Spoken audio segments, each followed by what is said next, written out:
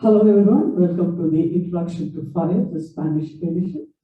Diego Kaminka, the Deputy Chief Implementation Officer of HL7, is here to teach the course. Diego, over to you. Hello, Sadna, thank you. Let's begin.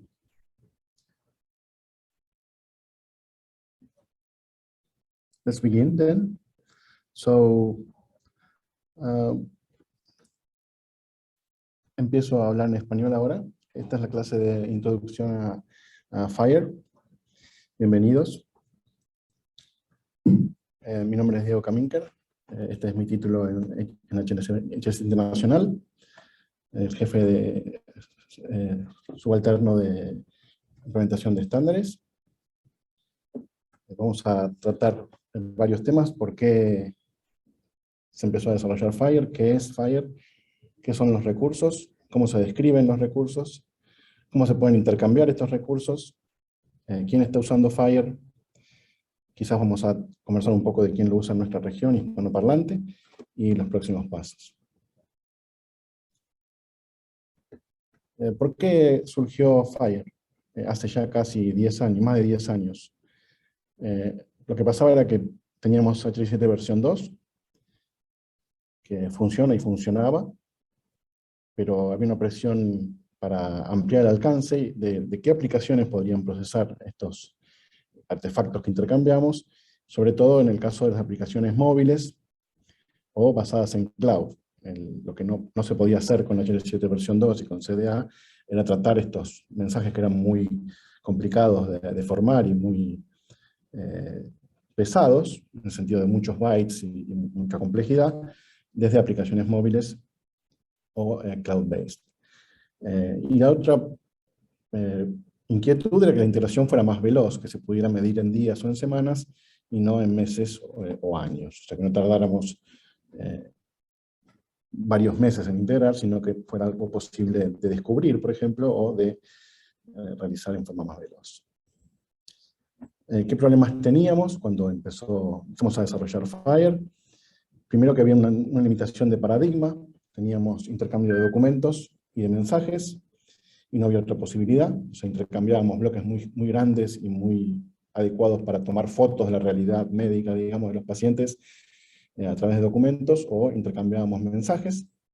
La curva de aprendizaje era muy importante y muy significativa, especialmente en el mundo de versión 3 y CDA, que era lo que se usaba en el 2011.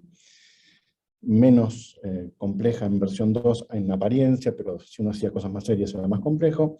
El soporte de las herramientas que había disponibles para utilizar nuestros artefactos en esa época era bastante cerrado, no eran herramientas del mercado, digamos.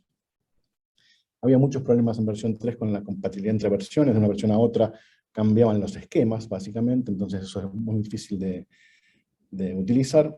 Había problemas para extender. Cómo se hacía la extensión, era una mala palabra, digamos, era algo que no hacíamos con mucha facilidad, sobre todo en el mundo de V3. Y no hemos conseguido todavía el nivel que queríamos de interoperabilidad, y por supuesto la versión 2 no escalaba correctamente según lo que nosotros necesitábamos. Entonces la pregunta es: ¿teníamos que tirar todo y usar Fire para todo lo que necesitábamos, para todo lo que habíamos incluso ya implementado? Es algo que parece promisorio, pero no es algo muy sabio. La prueba está que después de 10 años todavía seguimos utilizando versión 2 donde lo usábamos, y no hemos dejado de utilizarlo. Así que hay que generar las capacidades para nuevos dominios, en realidad, antes que reemplazar todo lo nuevo. Estamos tendiendo a hacer reemplazos. El mercado está tendiendo a implementar, por ejemplo, soluciones de laboratorio que también incorporen APIs de Fire para las cosas más elementales, como por ejemplo intercambiar los datos demográficos de los pacientes, o para intercambiar las órdenes, pero empezamos con los espacios más adecuados. El mercado ya está decidiendo que Fire va a sobrevivir y va a coexistir con el resto de los productos de interoperabilidad. En las 3 leyes de interoperabilidad, GG es Graham Greene. Lo que importa es la gente, lo que importa es generar comunidad, y con Fire lo logramos. Digamos, tenemos una comunidad muy importante de desarrolladores que se ven en un mismo lugar, en chat.fire.org. Se puede esconder la complejidad o empeorarla. ¿Qué significa esto? Que siempre hay complejidad, y cuanto más usamos FHIR para casos de uso complejos, más vemos que no era tan fácil como pensamos. Entonces se puede esconder o se puede diferir la complejidad y pasarla a otro lado. Lo que en principio se decidió con FHIR es que la complejidad va a estar mucho más apoyada en los que hacen servidores, no en los que hacen clientes. En general, para el cliente va a ser más fácil de implementar que lo que era antes. Para que el que hace servidores puede ser más difícil. Y después, las tres balas: barato, flexible e interoperable. Elige dos. Podemos ser flexibles e interoperables, pero no baratos. Podemos ser baratos y flexibles, pero no interoperables. Podemos ser baratos e interoperables, pero no flexibles. FHIR, entonces, no es una especificación dura, no es que nos dice todo lo que tenemos que hacer. Es en principio una especificación de plataforma, que significa que construye la misma capacidad y la misma definición de artefactos básicos para todos los sistemas. ¿Sí? Entonces, únicamente podemos ir al detalle, a definir conductas, a definir qué es lo que vamos a intercambiar cuando tenemos un caso de uso específico en el cual estamos todos de acuerdo. No es el caso de FHIR. Después vamos a ver en la definición de recurso FHIR que un paciente FHIR es muy abstracto, y que en cada caso específico, nacional o de un dominio específico, vamos a hacer una guía de implementación. Eso es lo que llamamos guías de implementación. ¿Qué hacen los sistemas? ¿Cómo restringimos la especificación de FHIR para que los sistemas hagan lo que necesitamos en este caso o dominio específico? Casos específicos pueden ser casos de países o de regiones, o informes de laboratorio específicamente, o informes radiológicos, o información que va a ver el paciente, acceso para el paciente. ¿Qué se necesita para ese caso de uso específico, para ese país específico? Ahí FHIR nos ayuda a definir, a través de restricciones y extensiones, cómo se usa FHIR para algo en especial. Entonces FHIR no es muy estricto en sí, pero es muy poderoso. ¿Qué significa el acrónimo? No hablamos todavía. F en inglés es fast, rápido para implementar y diseñar. Esto hemos aprendido que es relativo, no es que todo es tan rápido, pero sin embargo, en mi experiencia, en la experiencia del mercado, lo que vimos es que pasamos de quizás varios meses de implementación a solo semanas, o a veces solo días de implementación, o minutos, ¿sí? Eso es lo que estamos tratando de hacer, y aparte bajar la cantidad de ceros en dólares, digamos, que cuesta cada integración. Estábamos en los 80s en cientos de miles de dólares, pasamos en los 90s y 2000 a decenas de miles, pasamos a partir del 2010 quizás a las unidades de miles, y en este momento quizás se puede integrar por menos de $1000 un nuevo sistema. Esa es la idea, digamos, ir bajando el costo de integración hasta hacerlo llegar a lo menos posible, quizás cero, ¿no? Eso es un plug and play directo. La H es de healthcare, en inglés es salud, la I es de interoperabilidad, en los dos idiomas, y la R es de resource o recursos, en español, los ladrillos o bloques que tenemos para implementar nuestra interoperabilidad. Entonces, FHIR, FHIR. ¿Cuáles son las decisiones arquitectónicas y cuáles son las diferencias más importantes? Primero, el foco en implementadores. Antiguamente nosotros trabajábamos con el diseño del estándar en la cabeza y no con el que iba a implementar el estándar en la cabeza, ¿sí? Como nuestro foco. Entonces nuestro foco para FHIR es que sea implementable, que sea fácilmente implementable. Después el soporte para escenarios comunes, la regla del 80-20. Queremos que el estándar cubra el 80% de los casos en los cuales los desarrolladores se han puesto de acuerdo que son requeridos, ¿sí? No vamos a cubrir todos los escenarios, pero el 80%, la regla del 80-20 es que el 80% de los desarrolladores tienen que estar de acuerdo en que ellos necesitan, de los que participan en la discusión, ¿no? No hay ningún estándar que sea mejor que la comunidad que lo genera, ¿sí? Se acuerdan que lo que importa es la gente es la que decide qué va en el estándar y qué no va en el estándar, y cómo se usa. Aprovechamos tecnologías web comunes. En general en HL7 siempre estábamos 10 años atrás o 10 años adelantados, digamos. O usábamos XML y nadie usaba XML, o usábamos palitos y sombreritos en versión 2 y ya nadie los usaba. En este caso estamos adecuados al momento en el cual se usa la tecnología. Entonces usamos JSON, usamos RDF, usamos HTTP como transporte básico, usamos HTTPS para seguridad, OAuth, etc. Estamos usando la tecnología alineada al tiempo en que la estamos diseñando nosotros con nuestra interoperabilidad. Requiere la legibilidad humana como nivel básico, requiere el elemento narrativo text, esto lo heredamos del CDA, para que alguien que recibe un elemento, un artefacto FHIR, lo pueda entender sin ir al detalle de elementos, solamente con mostrándolo en una web alcanza. El contenido es gratis y abierto, o sea, el estándar es gratuito, en el sentido de que nadie nos va a cobrar por el estándar y podemos usarlo en nuestros sistemas. Esto no era así en el pasado, no era abierto, había que tener una licencia o ser socio para poder acceder a los estándares. A partir de 2013, los estándares HL7 son gratis y abiertos. Soporta múltiples paradigmas arquitectónicos. Vamos a ver ahora cómo se puede usar FHIR dentro de distintas maneras de intercambio y además en distintas arquitecturas. Y además hay gobernanza del estándar y mejores prácticas. Estamos trabajando para que haya más difusión de las mejores prácticas. Puntos importantes, también un solo esquema global mundial, que significa que esto es físico, es que el esquema JSON, el esquema XML, es el único, no importa en qué lugar del mundo estemos. No importa qué extensiones o qué restricciones tengamos. Nuestros artefactos son válidos contra el esquema de cada uno de los recursos en todo el mundo. Esto permite desarrollar y mejorar las herramientas de código abierto, aprovechar los perfiles y obtener datos de más lugares. Fácil de usar, entre comillas, porque digamos, depende de la complejidad de lo que implementemos. Extensible, ¿sí? Permite agregar nuevas capacidades y registrarlas o declararlas. El problema que teníamos en el pasado es que las extensiones eran casi secretas, era algo que definíamos nosotros en cada implementación con los segmentos Z, por ejemplo, en versión 2, o con elementos específicos ad hoc de otro esquema en versión 3 y CDA. Esta extensibilidad era bastante complicada de documentar, o no se documentaba, o era difícil de procesar. En FHIR se define específicamente cómo se procesan las extensiones, cómo se declaran, cómo se documentan, y además hay un registro de todas las guías de implementación y qué extensiones tiene cada una. Y finalmente es flexible para manejar cualquiera de las arquitecturas basadas en los componentes que son los mismos los recursos.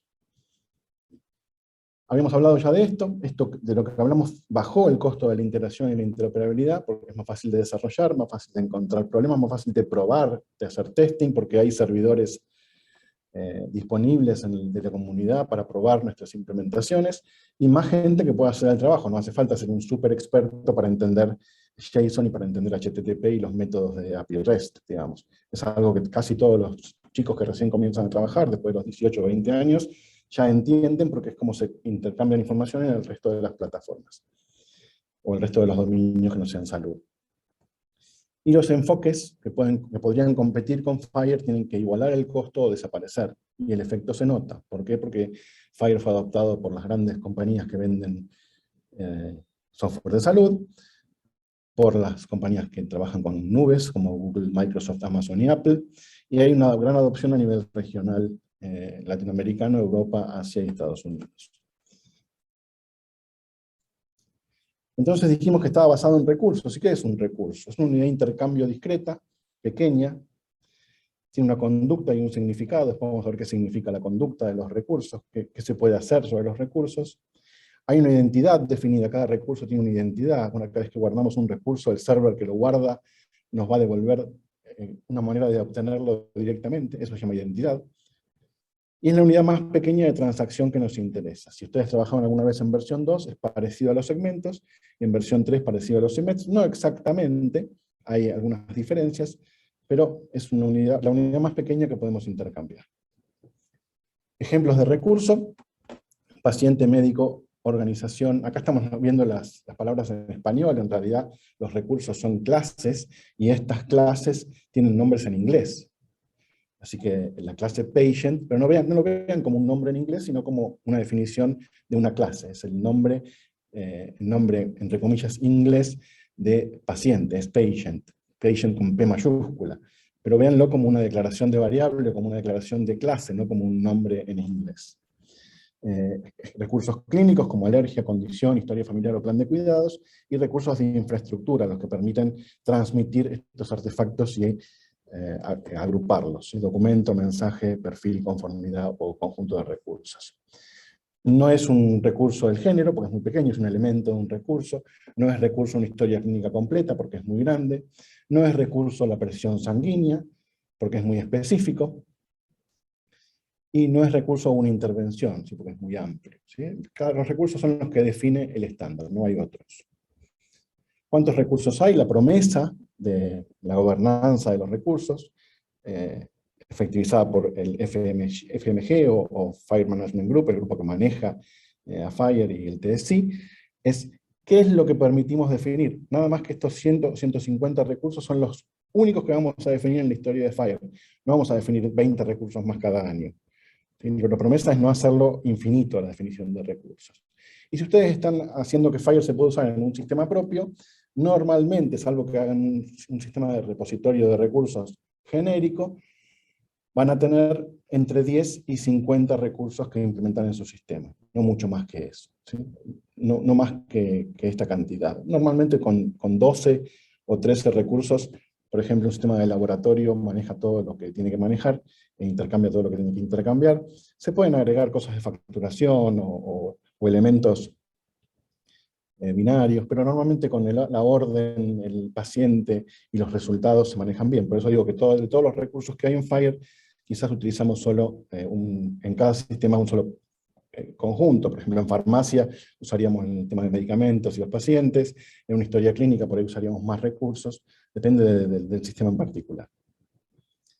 Entonces, usar recursos incrementa la reutilización, usamos las mismas estructuras siempre, en todas las soluciones que generamos para nuestra empresa o para nuestra organización. La comunicación es liviana, podemos distribuir la información, no hace falta que todo esté replicado en todos los sistemas, podemos tener un servidor de referencia, no es obligatorio, pero podríamos tener un servidor de referencia y apuntar a esa referencia en lugar de replicar la información en todos nuestros servidores. Entonces, ¿cómo es una definición de un recurso Fire? Ustedes lo pueden hacer en sus casas. Pueden ir a ese vínculo que les muestro, hl7.org/fire/patient, y revisar cómo está definida la especificación de un recurso, de cada recurso Fire. En todos casos es igual. Vamos a compartir.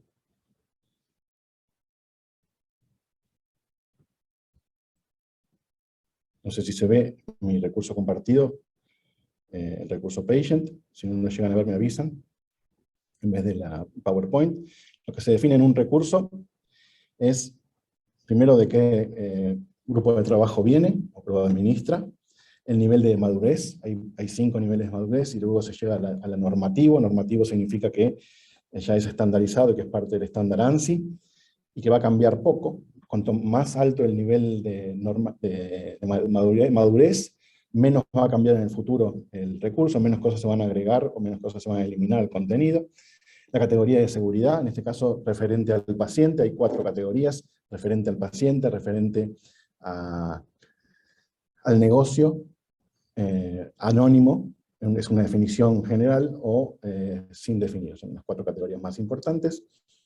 Después está el hecho de que es estándar o no, la definición de la descripción de para qué se usa este recurso, y después el alcance específico y el uso, scope and usage, es para qué se puede usar ese recurso y cuál es el alcance. Es muy importante cuando ustedes están comenzando un proyecto nuevo, ir a cada uno de los recursos que identifican como posibilidad para su implementación y leer esas secciones. Después, a dónde refiere este recurso, a quién lo refiere. En este caso, como es paciente, lo refieren todos, porque está orientado al paciente. Nuestras definiciones en salud. Y después, el contenido específico del recurso. El contenido específico del recurso se expresa primero con la tabla.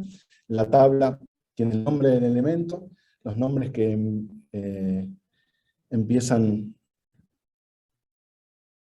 aquí van a ver cada uno de los tipos de elementos contenidos en el recurso paciente. Van a ver una tabla que tiene primero el nombre del elemento, después los flags o indicadores, el que tiene el signo de sumatoria significa que es parte del sumario o resumen del recurso. Si alguien pide el resumen de un recurso paciente, únicamente va a devolver los elementos marcados con la sumatoria. Los que tienen el signo de pregunta y el signo de admiración son modificadores del recurso, son elementos que no se pueden ignorar, porque aquí lo ven, por ejemplo, en active y en deceased. No podemos ignorar sobre el paciente si está activo el registro o no, y si se murió el paciente o no. Se llaman modifiers o modificadores. La cardinalidad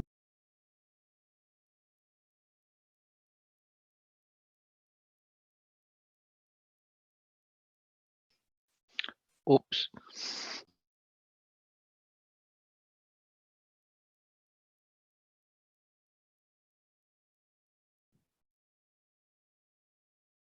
Creo que se cortó la comunicación, volví a empezar, volví a desmutear. La cardinalidad, entonces, decíamos, es de 0 a muchos, 0 a 1, 1 a 1, obligatorio y no se puede repetir, o 1 a muchos. Cuando es 0 es opcional. Fíjese que en el caso de paciente decíamos que es bastante abstracta la especificación, casi todo es opcional, después cada uno en su guía de implementación nacional o para un dominio en específico tendrá que reducir esa cardinalidad. Discúlpame, Diego. Después está el tipo de datos. El primer tipo de datos, domain resource, significa que es un recurso de dominio y tiene unos elementos que ya hereda de domain resource, por ejemplo el texto o la identificación. Y después tiene los tipos de datos. Los tipos de datos simples son los que empiezan con minúscula, los tipos de datos complejos empiezan con mayúsculas. Cuando es simple es un tipo de datos de internet como boolean, code, date o string. Cuando es un tipo de datos complejo es que tiene varios elementos. Si ustedes hacen clic en cada uno de los elementos van a ver la definición de ese tipo de datos en particular. Y finalmente la descripción o restricciones que tenga ese elemento en particular. Y eso es la definición de todos los recursos FHIR.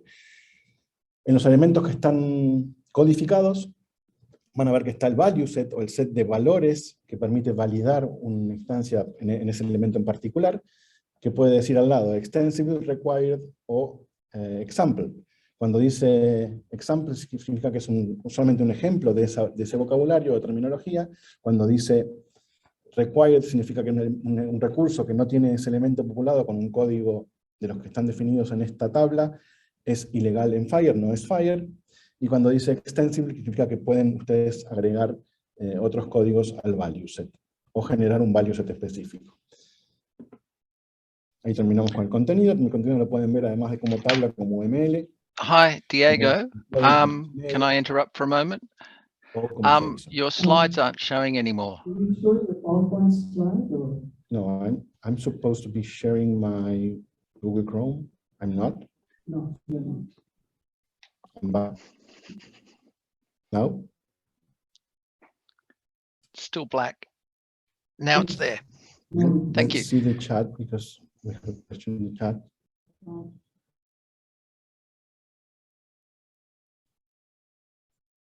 Richard has raised his hand. Yes, Richard, you want to talk or you want to? I just wanted to say that the slides have gone, but the slides are back. So thank you. You dropped out for a moment, and I think that's when when you came back, the slides were gone. You want me to go back to the structure table? No, that's fine. That's fine. Carry on. Thank you. Perfecto. Seguimos entonces en nuestro español. Estábamos en la visión de tabla del recurso. También pueden ver la visión de UML, el mismo contenido pero expresado como un diagrama UML con sus relaciones.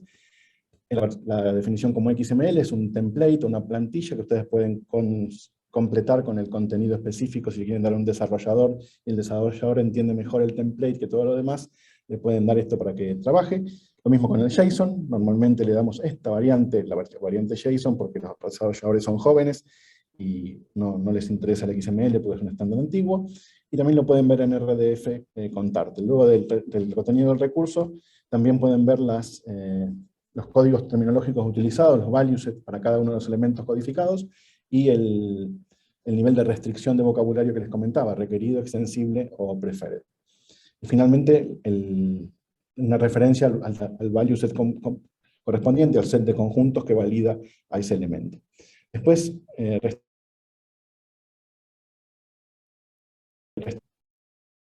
restricciones particulares en cuanto al contenido de los recursos y a su intercambio. En el caso de pacientes, son todas estas. Y lo más importante, en mi opinión, es la búsqueda. ¿Cuáles son los parámetros por los cuales podemos buscar este recurso en particular? Acá está la lista de parámetros de búsqueda. Estos son los parámetros de búsqueda que se definen en el estándar. Si ustedes hacen un servidor genérico o FHIR nativo, van a soportar todos estos parámetros posiblemente. Si hacen una fachada o algo que permite que los datos de un servidor sean vistos como FHIR, van a implementar lo que a ustedes les convenga o lo que definan en la guía de implementación o los que sean importantes para su dominio. Por ejemplo, en mi caso, un sistema de laboratorio, quizás únicamente habilito la búsqueda por nombre, por apellido, por identificador y directa por ID, no voy a implementar todas estas búsquedas.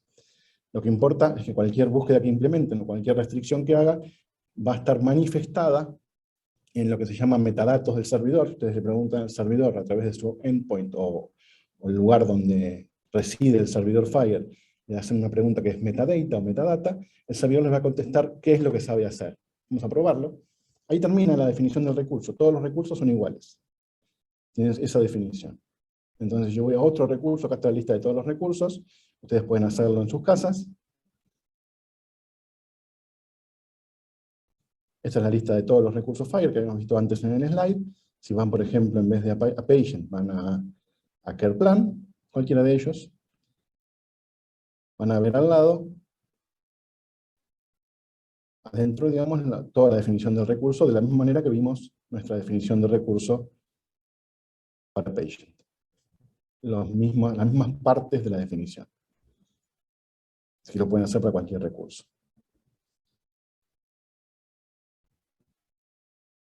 Bueno, vamos a volver a nuestra presentación entonces. También se incluye, perdón, antes de volver, vamos a volver También se incluye para cada recurso ejemplos, varios ejemplos de cada uno de estos recursos, cómo se usa, un ejemplo en XML, en JSON, de cómo se usaría este recurso, descripciones detalladas, mapeos a versión 2 o a CDA, o a otros estándares del contenido del recurso, y qué perfiles y extensiones se han definido para este recurso en particular. Perfiles oficiales, porque los perfiles oficiales están dentro de la especificación de Fire, que está en este momento en Release 4B, es el Release 4 original que hicimos en el 2018, más algunos agregados y correcciones. Y una página especial para terminologías.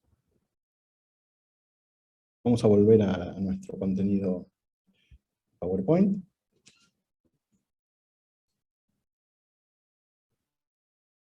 Entonces recorrimos nuestro recurso y qué es lo que está definido cada recurso. Entonces este es un ejemplo de recurso Fire, es un paciente con un identificador. La primera parte del recurso nos dice qué tipo de recurso es, el identificador que le dio el servidor, y los metadatos del recurso, el número de versión, cuando el servidor soporta versiones, y cuál fue la última fecha en que se actualizó el recurso. Después tienen la parte narrativa, lo que habíamos dicho que es obligatorio o a veces opcional, incluir una narrativa para que alguien que no sabe leer el resto de los elementos pueda mostrarlo aunque sea en un browser. Y finalmente, extensiones, las cosas que no están definidas en estándar, pero que nosotros necesitamos, se incluyen todas al principio.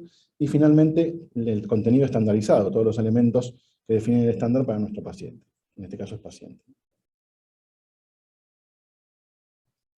¿Cómo se intercambian los recursos? Habitualmente habíamos hablado siempre de 4 maneras de intercambiar recursos, a través de una API RESTful, con los métodos API convencionales, get, put, delete y patch. El get incluye búsqueda directa o búsqueda. Documentos, que son conjuntos de recursos que empiezan con una composición, que define los metadatos del documento, como en CDA el encabezado. Mensajes, parecidos a los de versión 2 o versión 3, con un primer elemento en el conjunto que nos identifica el mensaje, la fecha, quién lo va a enviar y quién lo va a recibir, por si hay que rutearlo. Servicios, que es cualquier tipo de operación que queramos definir sobre un servidor o sobre un recurso en particular, que incluye recursos Fire y además algún algoritmo o algo que solamente ese servidor sabe hacer, digamos, o que los servidores que implementan ese servicio saben hacer. Esos son los 4 mecanismos básicos. Se agregó a la API RESTful la capacidad de hacer transacciones o lotes, agrupar recursos. La diferencia entre una transacción y un lote es que la transacción se procesa toda junta o falla, y el lote, cada uno de los recursos que mandamos puede fallar o ser exitoso en su procesamiento. Pero básicamente con estos 4 mecanismos de intercambio, paradigmas de intercambio, son los que primero se generaron, y después, con los años, aprendimos que la industria necesitaba otros 3. Estos otros 3 son el paradigma de almacenamiento, es guardar recursos Fire y que eso sea nuestra solución informática. Acuérdense que Fire está definido para intercambio, no hace falta que guardemos los recursos en el mismo formato en que los intercambiamos. Sin embargo, la industria decidió que era un buen negocio directamente almacenar los recursos en formato FHIR. Y eso es lo que venden muchos proveedores. Y después tenemos la transferencia bulk, o sea, transferencia de muchos recursos juntos. En el caso de API RESTful, nosotros transferimos uno o unas pocas decenas de recursos a la vez. ¿Qué pasa si queremos transferir 100.000 recursos o 1.000.000 de recursos? En ese caso usaríamos un paradigma de bulk transfer, en el cual transferimos en forma asincrónica en lugar de sincrónica el contenido. Y finalmente el paradigma de suscripción. En caso de suscripción, en vez de transmitirle cuando yo quiero un recurso a otro servidor, el servidor me pide que le avise cuando algún recurso de algún tipo específico o con un filtro específico se modifica o se agrega. ¿Cuál es la mejor? Obviamente ninguna es la mejor, depende del caso de uso, ustedes van a tener que elegir cómo van a intercambiar estos documentos, estos recursos específicos. Acuérdense que es el mismo contenido siempre, no importa cómo lo agrupen o por qué método lo transmitan, siempre van a ser recursos FHIR que se van a combinar para representar la información. Como entonces acá recibo un resultado de laboratorio en un mensaje FHIR, pero lo guardo en un storage FHIR como recursos, alguien lo puede recibir en un intercambio nacional como un documento FHIR, y además de una aplicación REST, podemos ver cada recurso en particular para graficar, por ejemplo, los resultados de laboratorio. Siempre el mismo recurso utilizado en distintos contextos y agrupado en forma distinta. ¿Dónde empezar a trabajar con FHIR? Lo más importante es leer la especificación, hl7.org/FHIR. Ahí van a tener un resumen ejecutivo si quieren convencer a sus jefes, un resumen para arquitectos y para clínicos, el roadmap, después los elementos fundacionales, que es cómo usar FHIR con XML o con JSON, qué tipos de datos hay, cómo se definen las extensiones.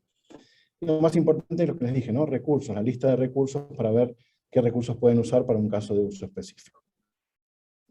La línea de tiempo de FHIR, llevamos ya varios años con la Release 4, el primer release normativo de FHIR. Los otros eran estándares para uso de prueba, hasta DSTU3.